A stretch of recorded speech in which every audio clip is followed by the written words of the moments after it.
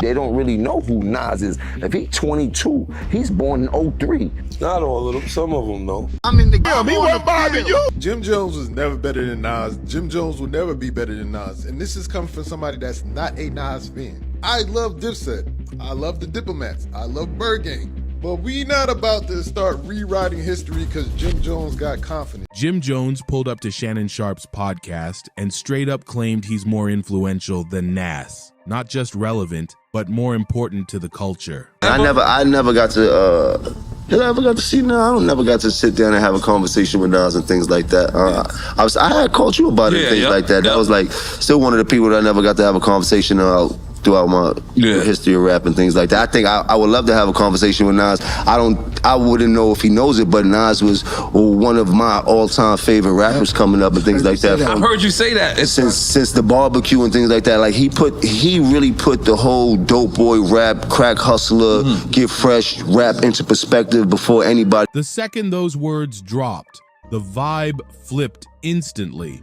50 Cent didn't waste time with captions or name drops. He just threw up an old federal transcript on Instagram like a silent warning and let the streets handle the math. Recently saw a clip on Instagram where a young kid was comparing you to Nas and saying that you got that's my young boy. Big hits. He's wild. Yo, he looked to you. He learned how to wear the BB Simon belt from you. He got his swag. Like, how crazy is that? Because in my era, you know what I'm saying? Nas is like a god. In my era too. Now fans are crawling through old wiretaps and dusty clips, digging up everything. Meanwhile, Jim's in the gym, barking diss tracks like he's gearing up for a prison yard showdown. But remember, Nas' first record, The Barbecue, came out when I was in 11th grade. Yes. So Nas was my idol when I was young. Like you did, came to dressing, the wordplay, the music, everything. I was a superior Nas fan. Period. I'd never take that away from him. But then as I got in the game, you got to realize that your rivals would be idols, and not to take anything away from that. I developed my own style and my own lane that these kids start to gravitate towards the same way I gravitated towards Nas when I was younger and things like that. It's a whole different generation. But this ain't just about Nays, and it damn sure ain't just about bruised egos. This feels like 50's way of reminding the whole industry who's really untouchable out here, and why some folks mysteriously dodge those indictments. Jim might have started this trying to flex, but he just triggered something way bigger than rap beef. I came into light and started going crazy that these kids love me. They don't really know who Nas is. If he's 22, he's born in 03. Not all of them, some of them know. But you know what I mean? A lot of them know. There's a reason why Jim mentioning Nas always hits different. Their tension didn't come out of nowhere. No, me, Jim Jones.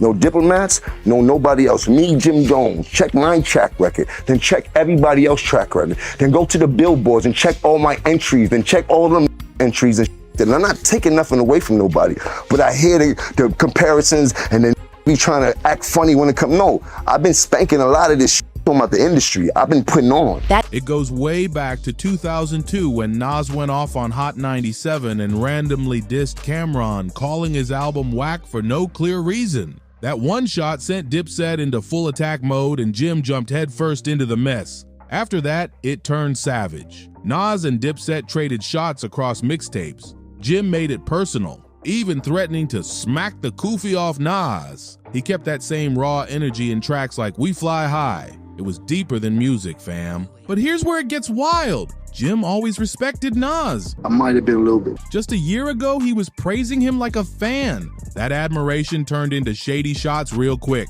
Everything flipped when Jim showed up on Fat Joe and Jadakiss's podcast. A little bit run. But Fat Joe decided to stir it up, and Jim couldn't wait to run with it. Then out of nowhere, Jim dropped one of the boldest takes in hip-hop memory.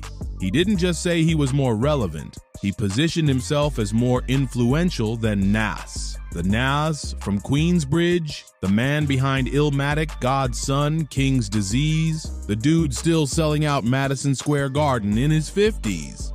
But Jim didn't back down for a second. He didn't even flinch. He doubled down hard. That interview didn't just stir the pot, it flipped it over and lit the whole thing on fire.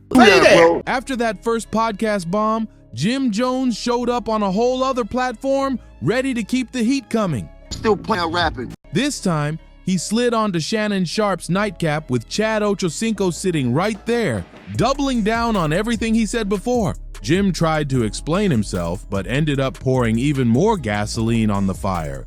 Shannon wasn't letting him slide easy either. He kicked off the convo straight up, but what Jim said next made fans pause the episode like, did he really just say that? Just when it seemed like Jim was done comparing himself to Nas, he dropped an even hotter take. He started digging up that old Dipset versus Nas beef from the early 2000s, claiming he was Nas's biggest fan back then, but now he's surpassed him in impact. He kept deflecting by hyping up Nas's fashion sense, calling him one of the flyest ever. You don't want to see this! But Jim kept coming back to one point. Nas don't influence the streets like him. Ochocinco was just sitting there watching Shannon and Jim go at it like a live boxing match. But it got, honestly, I can't, if it was like Jim Jones, imagine putting a pen to paper to write about him. He was so nice about him. How did you do that? What's the first sentence? What the fuck do you write about him? I'm not anxious to hear the Jim Jones diss record. I'm like, yo. Used to have so nervous was like B.I.G., Pop, right? Even Cannabis, like Eminem, used to have you like, if we go at it, dog, we gotta go hard. You know what I'm saying?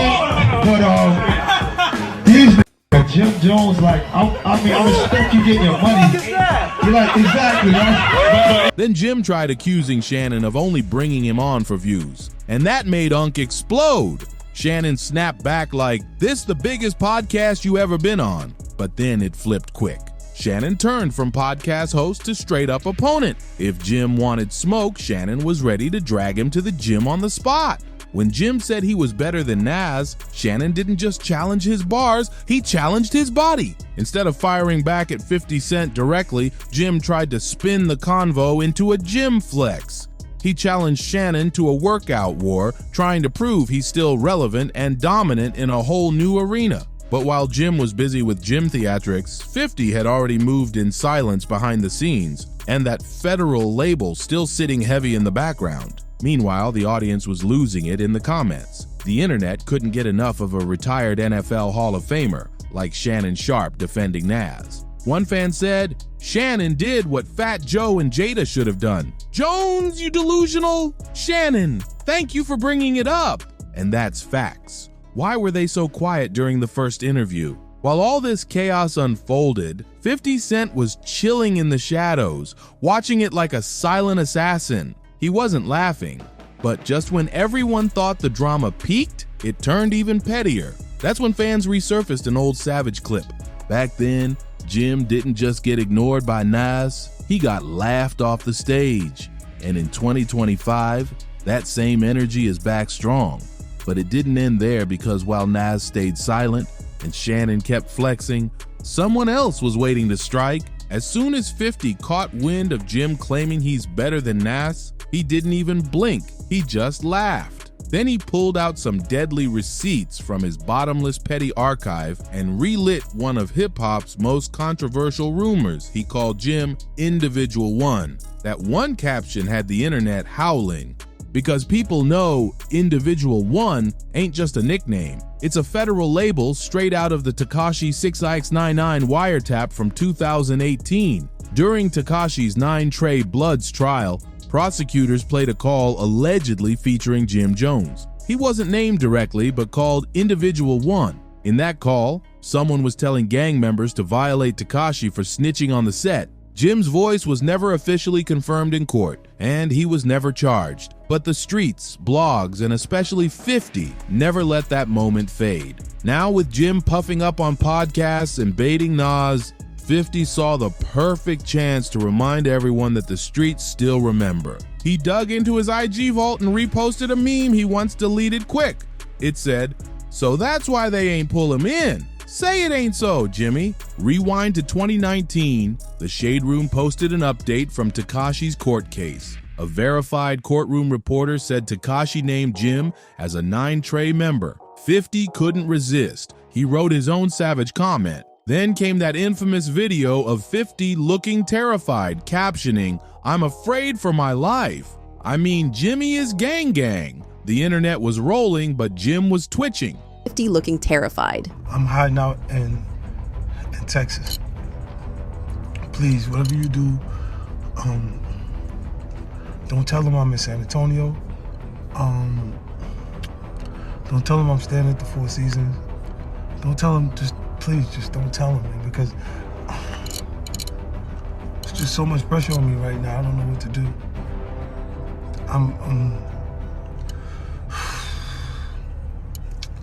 Here's where it flips. 50 didn't start this beef with Nas. He's had static with Jim for years. This Nas moment just gave him the perfect excuse to drag Jim all over again. Back in 2007, it got messy when 50 brought Jim and Jules Santana out on stage during a G-Unit show right while Dipset was falling apart behind the scenes. Cameron saw it as pure disrespect. Then in 2019, during Tekashi's federal trial, Jim Jones got labeled Individual 1 in that wiretap call prosecutors played in court.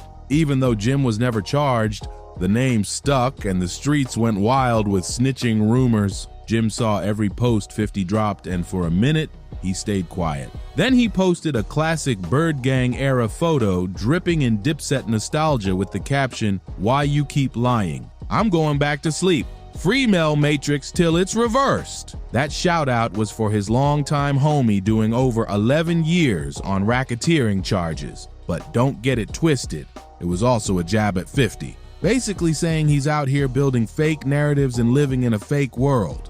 But Jim wasn't done flexing. He dropped another Jim video with a savage caption. "Somebody tell Shannon Sharpe don't start ducking this challenge now. Gon' talk like a podcaster or gon' walk what you talk. My sneakers tied. You already challenged me and front the world. Might as well finish the job, champ." Ocho Cinco, he said he don't want to do it in public. Fine, let's do it in private. I know his rep as an athlete on the line as long as you're the witness.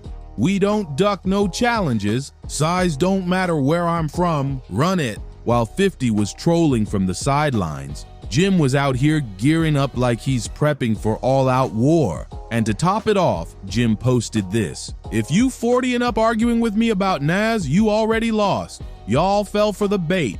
My streams go up every time. Mel got viral in teaching you older artists a lesson in marketing. You stuck in yesterday, mad at how things run today. Tighten up." And then his final caption said it all.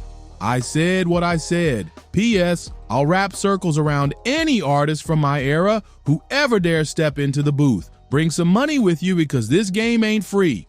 We outside in the field. Take that as you may, but we working every day." But here's the wildest part. While Jim was baiting and running his mouth, Nas stayed quiet, silent like a sniper waiting for his shot. Right now, Jim's still baiting, calling himself more influential, and challenging everyone who breathes. Yeah, Jimmy boy, you should have never brought this up. Y'all are only 3 years apart, and Nas is just like murdering you. You asked us to look up the stats, and here they are. Like Jim Jones, like you got a couple songs. I mean, like literally, it's a couple. But we're talking about Nas. Let me show y'all Nas's last projects. Nas been getting it in since 2018. Jimmy, when the last time you put out an album? Oh, would you look at that? You have been dropping music. You've really been dropping music. But nobody's heard it.